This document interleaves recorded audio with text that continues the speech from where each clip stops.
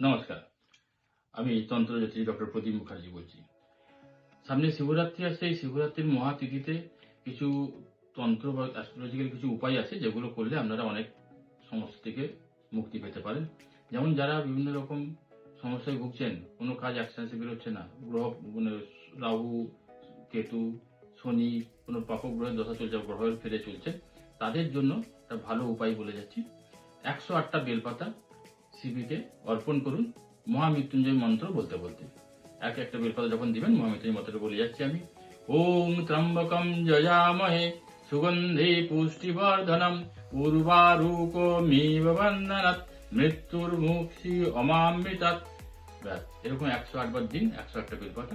আমরা দেখবেন ওই বিভিন্ন রকম সমস্যা বা গ্রহ ফিরে যে পড়ে থাকার যে প্রবলেম, সেটা থেকে আপনি বেরিয়ে আসতে পারবেন।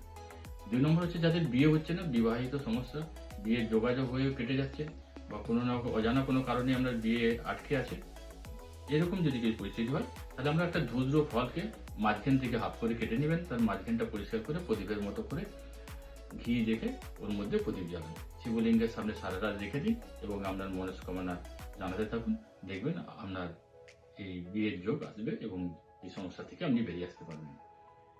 3 নম্বর হচ্ছে যারা মেডিকেল ব্যয়ে আছেন বা বিভিন্ন রকম সমস্যায় ভুগছেন, গোপন শত্রু, আপনি বুঝতে পারছেন না কোথা থেকে কি সমস্যা আসছে, এইরকম যদি কিছু প্রবলেম হয়, আমরা দুধের সাথে দুধ, গঙ্গা জল, ঘি, মধু, কেশর, কালো তিল একসাথে মিশিয়ে শিবলিঙ্গে অর্পণ করুন।